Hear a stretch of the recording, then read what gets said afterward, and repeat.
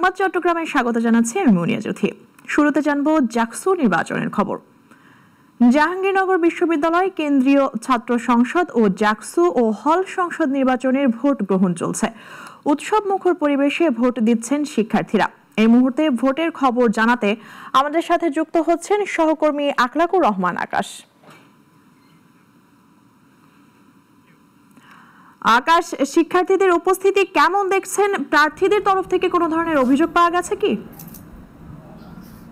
হ্যাঁ, ধন্যবাদ জ্যোতি। আপনি যেমনটি বলছিলেন, আমি এই মুহূর্তে রয়েছি জাহাঙ্গীরনগর বিশ্ববিদ্যালয়ে। জাহাঙ্গীরনগর বিশ্ববিদ্যালয়ে কিন্তু দীর্ঘ 33 বছর পর জাকসু নির্বাচন অনুষ্ঠিত হচ্ছে। সকাল 9টা থেকে কিন্তু ভোট গ্রহণ শুরু হয়েছে। আমরা শুরু থেকে এখন পর্যন্ত কিন্তু কিছু ছোট ছোট ঘটনা ছাড়া শান্তিপূর্ণভাবে নির্বাচন অনুষ্ঠিত হচ্ছে আমরা দেখেছি।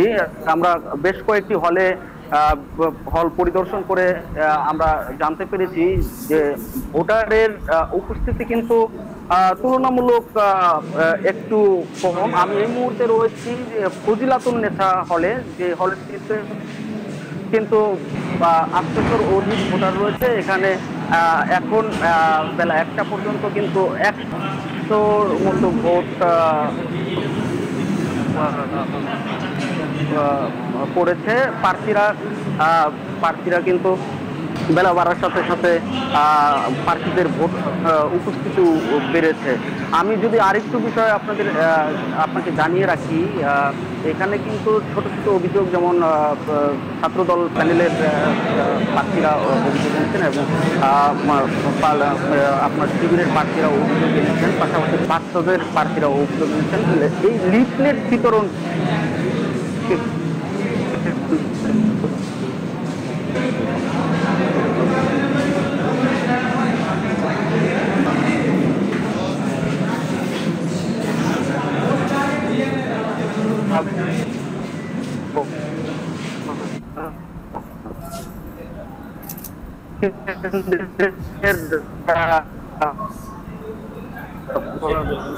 ভোট কেন্দ্রের বাহিরে লিফলেট বিতরণকে কেন্দ্র করে কিন্তু আপনার ওপিলিয়ে এখন পর্যন্ত।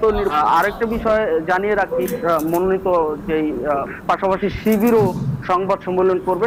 সংবাদ সম্মেলনের পরই কিন্তু আমরা আসলে জানতে পারবো তাদের বিস্তারিত অভিযোগ গুলো। এই ছিল আমার কাছে সর্বশেষ জ্যোতি, জাহাঙ্গীরনগর থেকে। জি, ধন্যবাদ আকাশ। প্রয়োজনে আপনার সাথে আবারও যুক্ত হব। এবার জানাবো চট্টগ্রাম সংবাদ।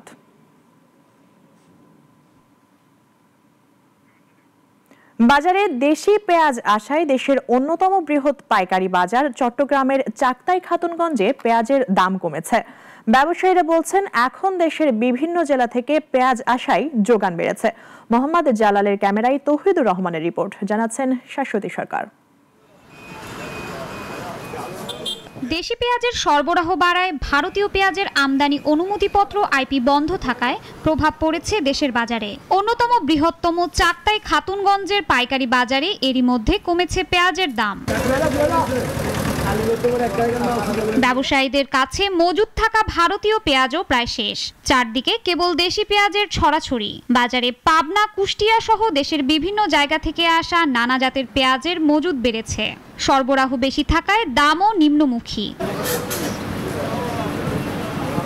দেশি পেঁয়াজ বিক্রি হচ্ছে কেজিতে 60 থেকে 65 টাকায়। 2 সপ্তাহ আগেও যা ছিল 70 থেকে 75 টাকা। ইন্ডিয়ান পেঁয়াজ তো বন্ধ, দেশি পেঁয়াজ যখন পর্যাপ্ত পরিমাণে আসতেছে, এখন আবার গত সপ্তাহে 2-5 টাকা কেজিতে কম। দেশের বাজারে অতিরিক্ত আমদানির কারণে পেঁয়াজের বাজার গত সপ্তাহ থেকে এই সপ্তাহে 5-7 টাকা কম। 60 থেকে 62 উপরে, একদম বড় মাল হলে 65 টাকা। যে পরিমাণ পেঁয়াজের মজুদ রয়েছে তাতে সহসাই পেঁয়াজের সংকট হবে না বলে জানান ব্যবসায়ীরা।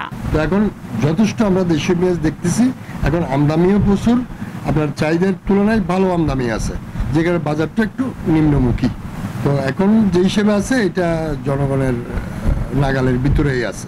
দেশে বাৎসরিক পেঁয়াজের চাহিদা রয়েছে 22 লাখ টন, যার মধ্যে 18 লাখ টন স্থানীয়ভাবে উৎপাদন করা হয় আর বাকি 4 লাখ টন আমদানি করা হয়। বাজারে দাম বৃদ্ধিতে যার একটি বড় প্রভাব পড়ে।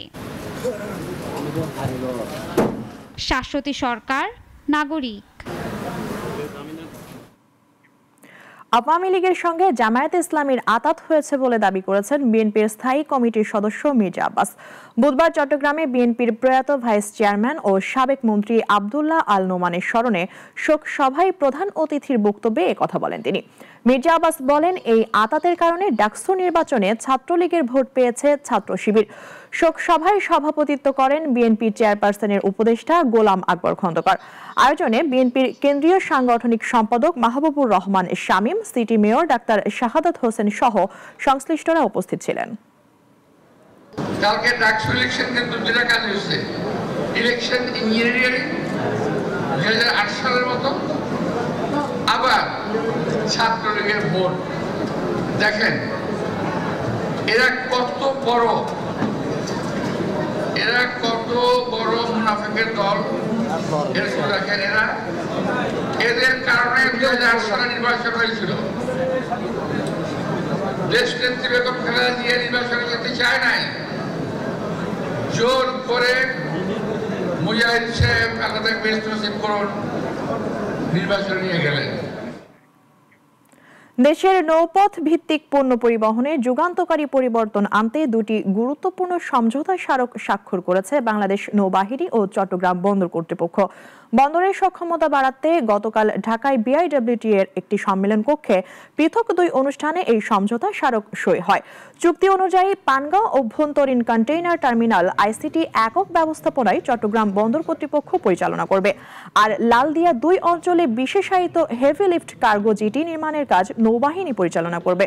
চট্টগ্রাম বন্দর কর্তৃপক্ষের সচিব ওমর ফারুক জানান, 1 ডিসেম্বর থেকে 30 নভেম্বর 2035 পর্যন্ত প্রথম পর্যায়ে 10 বছরের জন্য বন্দরকে লাইসেন্স দেওয়া হবে, যা বাৎসরিক নবায়নের ভিত্তিতে চলবে।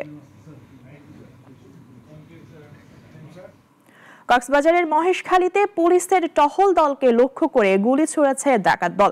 এতে এএসআই ও কনস্টেবল সহ 3 জন গুলিবিদ্ধ হয়েছেন। বৃহস্পতিবার ভোর রাতে উপজেলার মাতারবাড়ি কয়লা বিদ্যুৎ প্রকল্পের ব্রিজে এই ঘটনা ঘটে। পুলিশ জানিয়েছে, একদল অপরাধী মাতারবাড়ি কয়লা বিদ্যুৎ প্রকল্পের ব্রিজে বসে ডাকাতির পরিকল্পনা করছিল। সন্দেহ হলে তাদের ধাওয়া করে পুলিশ।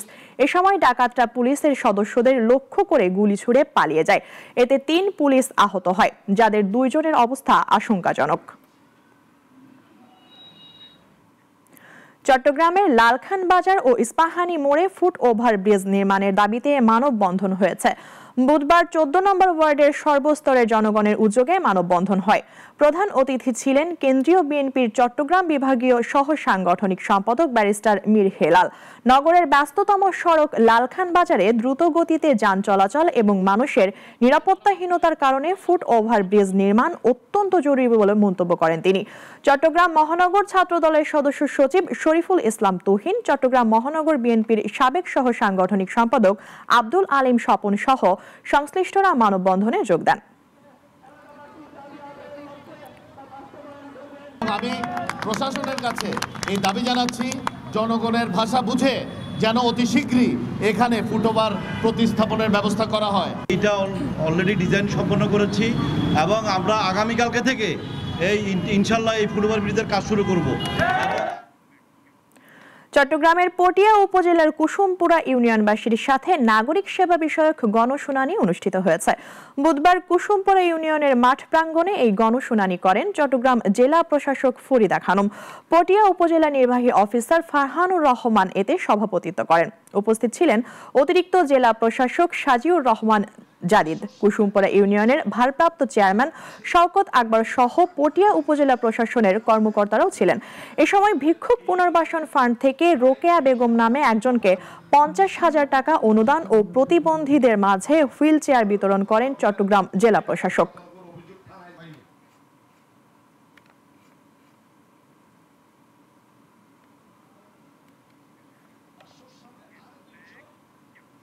পাহাড়ি জনগোষ্ঠীর জন্য বিশুদ্ধ খাবার পানির সংকট সমাধানে খাগড়াছড়ির পানছড়ি রেজামণি পাড়ায় সৌর বিদ্যুতের মাধ্যমে বিশুদ্ধ খাবার পানির ব্যবস্থা করেছে সেনাবাহিনী। পাহাড়ি এলাকায় নিরাপত্তার পাশাপাশি জনগোষ্ঠীর জীবনমান উন্নয়নে নানাবিধ উন্নয়নমূলক কার্যক্রম পরিচালনা করে আসছে বাংলাদেশ সেনাবাহিনী। তারই ধারাবাহিকতায় 2025 সালের 29 মার্চ খাগড়াছড়ি জেলার আওতাধীন রেজামণিপাড়া আর্মি ক্যাম্প পরিদর্শনের সময় সেনাপ্রধান বাস্তবধর্মী পদক্ষেপ নেওয়ার আশ্বাস দিয়েছিলেন। এই পানির সুবিধা পাচ্ছে কারিগর ও রেজামণিপাড়ার প্রায় 120 পরিবার। তারা আগে থেকে বিভিন্ন কূপ থেকে পানি সংগ্রহ করত। আগে আমাদের অনেক দূরে থেকে নদী নালা থেকে পানি নিয়ে আসতে হতো। এখন সেনা প্রধানের এই উপহারের জন্য আমাদের এখন বাড়িতে পানি হচ্ছে, আমাদের সব সুবিধা হচ্ছে। এখন আমরা এখানে এই জনগণের আর্থসামাজিক অবস্থার উন্নয়নে কাজ করে যাচ্ছি।